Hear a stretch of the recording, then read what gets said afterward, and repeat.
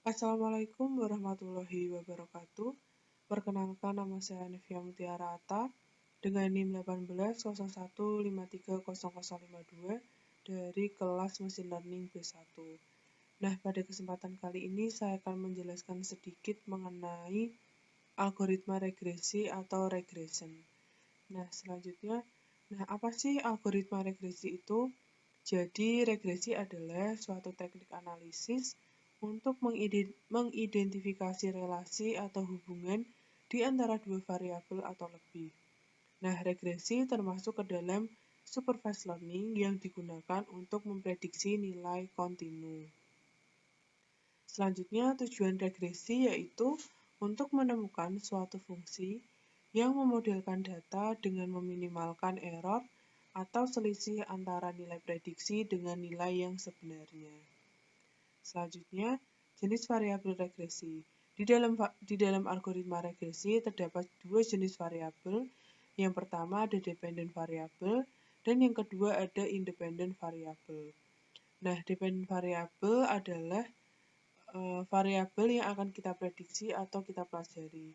Kemudian variabel dependent dinotasikan dengan Y. Lalu nilai dari variabel dependent atau Y harus berupa nilai kontinu, bukan nilai diskrit. Lalu yang kedua ada independent variable.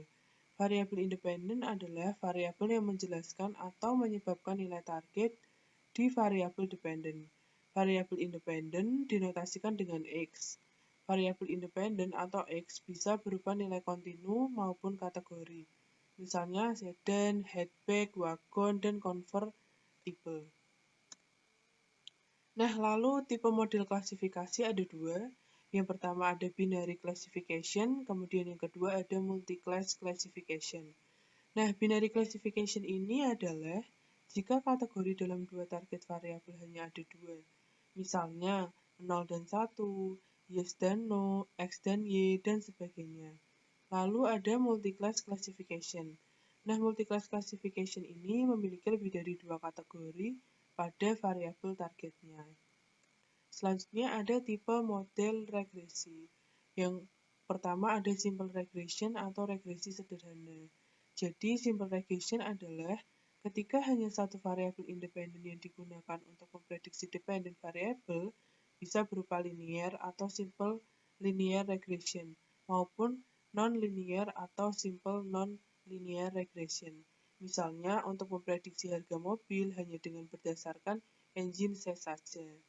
Lalu yang kedua ada multiple regression atau regresi berganda.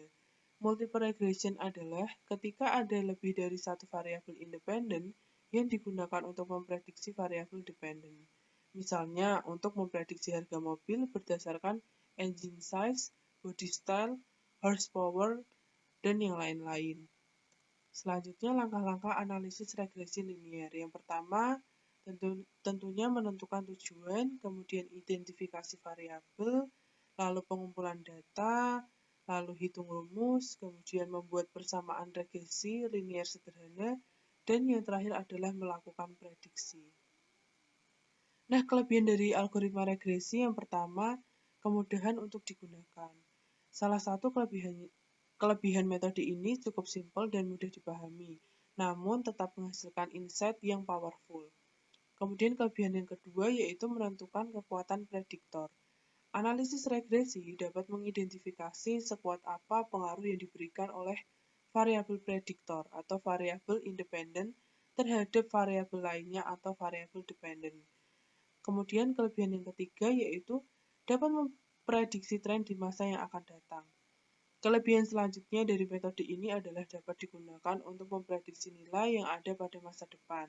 Ini sejalan dengan fungsi dari analisis regresi yang dapat digunakan untuk peramalan dan prediksi. Sedangkan kekurangan dari algoritma regresi ini yang paling mencolok adalah karena hasil ramalan dari analisis regresi merupakan nilai estimasi, sehingga kemungkinan untuk tidak sesuai dengan data aktual tetaplah ada. Nah, selain itu, penentuan variabel independen dan variabel dependen yang saling berkaitan dalam hal sebab dan akibat juga terbilang cukup susah, karena bisa jadi model yang tidak cukup bagus disebabkan karena kesalahan dalam memilih variabel yang digunakan untuk analisis. Misalkan data gaji pegawai tidak berkaitan dengan tempat anaknya bersekolah, sehingga jika kita menggunakan variabel tersebut, model yang didapatkan tidak akan bagus. Nah, algoritma-algoritma di dalam algoritma regresi yaitu yang pertama ada linear regression, kemudian polynomial regression, lalu ada lasso regression, ada neural network regression, kemudian ada decision tree regression, ada Bayesian linear regression, dan yang terakhir ada Rise regression.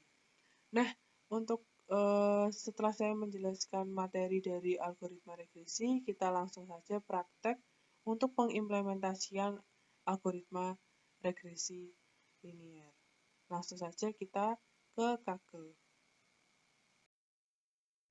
Nah, langsung saja kita ke Kaggle. Di sini kita akan mempraktekkan. Yang pertama tentunya kita menyiapkan dataset terlebih dahulu yang akan ditampung di dalam pandas data frame sehingga kita perlu import dulu pandasnya. Dengan scriptnya yaitu import pandas SPD. Nah, di sini ada variabel siswa yang isinya ada tinggi. Tinggi ini sebagai variabel feature, kemudian berat ini adalah sebagai variabel target. Nah, di dalam variabel siswa ini terdapat masing-masing di tinggi itu ada 9 data dan di berat itu juga ada 9 data. Kemudian ada variabel siswa underscore data, pd.data frame. Di sini variabel siswa underscore data ini untuk menyimpan data frame dari variabel siswa yang sudah kita jabarkan di sini. Kemudian jika kita run, maka tampilannya akan seperti ini. Ada kolom tinggi dan kolom berat yang masing-masing terdiri dari 9 data. Nah, selanjutnya langkah yang kedua itu visualisasi data dalam bentuk grafik atau scatter plot. Data yang sudah kita buat tadi, kita visualisasikan dalam bentuk grafik dengan import matplotlib.pyplot splt, kemudian siswa underscore data, variabel siswa underscore data tadi, plot kind scatter x sama dengan tinggi, y sama dengan berat. Nah, untuk titel dari grafiknya sendiri atau judul dari grafiknya sendiri adalah data tinggi dan berat badan siswa SMA 1. Kemudian X labelnya di sini adalah tinggi badan dengan satuan cm. Kemudian Y labelnya adalah berat badan dengan satuan kilogram. Untuk X lim di sini adalah 100,200, kemudian Y lim adalah 0,100 dan grade adalah true. Kemudian kita tampilkan, maka hasilnya seperti ini. Jadi titelnya data tinggi dan berat badan siswa SMA 1. Lalu untuk X labelnya adalah tinggi badan dengan satuan cm, kemudian Y labelnya di sebelah kiri ini adalah berat badan dengan satuan kilogram. Nah, untuk X limnya di sini 100 sampai 200 untuk memunculkan titik-titiknya. Kemudian Y limnya ada 0 sampai dengan 100 yaitu untuk memunculkan titik-titiknya. Kemudian di sini udah sesuai datanya. Lalu selanjutnya adalah pemecahan data sebagai solusi dari data siswa dengan penyesuaian data terlebih dahulu. Yang pertama kita import library NumPy terlebih dahulu dengan perintah import NumPy snp, kemudian ada variabel x untuk menampung array dari siswa variabel siswa data tadi tinggi, kemudian variabel y untuk menampung array dari siswa data berat. Kemudian kita print, maka munculnya adalah seperti ini.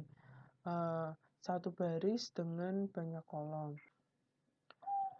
Kemudian langkah selanjutnya yaitu mengubah data array satu dimensi menjadi 2 dimensi dengan pemanggilan metode reshape. Caranya yang pertama x sama dengan x.reshape min 1,1 x shape, kemudian kita panggil x. Jika kita run maka hasilnya adalah seperti ini. Jadi satu kolom dengan banyak baris.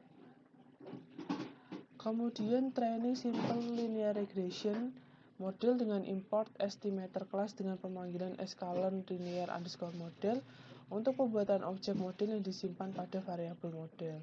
Pertama-tama kita import variabel skalen terlebih dahulu dengan perintah from skalen.linear underscore model import linear regression. Model sama dengan linear regression, kemudian model.fit. Jika kita run, maka munculnya adalah seperti ini. Jadi algoritma linear regression di sini sudah aktif. Lalu kita visualisasikan SLR model dengan ukuran 200 x 200. Xvis di sini adalah NPRI 0,200 reshape min 1 sebagai nilai feature untuk garis linearnya nanti. Kemudian Yvisnya adalah model predict X underscore vis untuk menampung hasil prediksi Xvis. Nah, untuk scriptnya adalah X underscore vis NPRI 0,200 reshape min 1,1. Kemudian Y underscore vis model.predict X underscore vis. Kemudian PLT scatter X, Y digunakan untuk plotting data. Lalu PLT plot X underscore vis Y underscore vis, min R untuk plotting garis merah pada linearnya nanti. Nah, selanjutnya kita visualisasikan dengan script plt.scatter X, Y, kemudian plt.plot Xvis, Yvis, min R.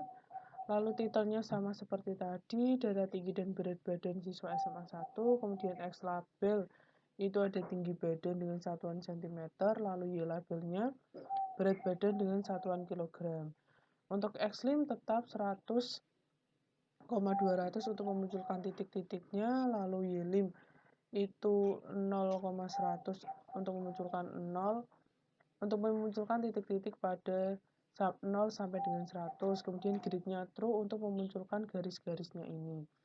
Nah, X, Y di sini adalah visualisasi dari ini merupakan titik-titik biru ini yang merupakan visualisasi dari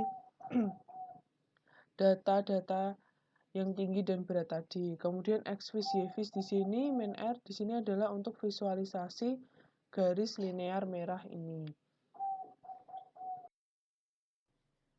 Nah, selanjutnya adalah formula simple linear regression, yaitu Y sama dengan alpha plus beta X. Nah, Y di sini adalah sebagai respon variabel, kemudian X explanatory variable, dan alpha adalah intercept merupakan titik di mana garis linear menabrak titik sumbu Y, kemudian beta adalah slope berpengaruh pada tingkat kemiringan garis linear yang terbentuk. Kemudian kita bisa melihat nilai intercept dan slope dengan cara print f petik intercept model dot intercept, kemudian print f petik slope model dot slope. Nah, jika kita run maka akan muncul nilai intercept sebesar min 37 sekian dan nilai slope-nya adalah 0,574 sekian. Nah, mungkin itu dulu yang bisa saya sampaikan mengenai algoritma regresi. Kurang lebihnya jika ada salah kata dan kekurangan, saya mohon maaf. Terima kasih. Wassalamualaikum warahmatullahi wabarakatuh.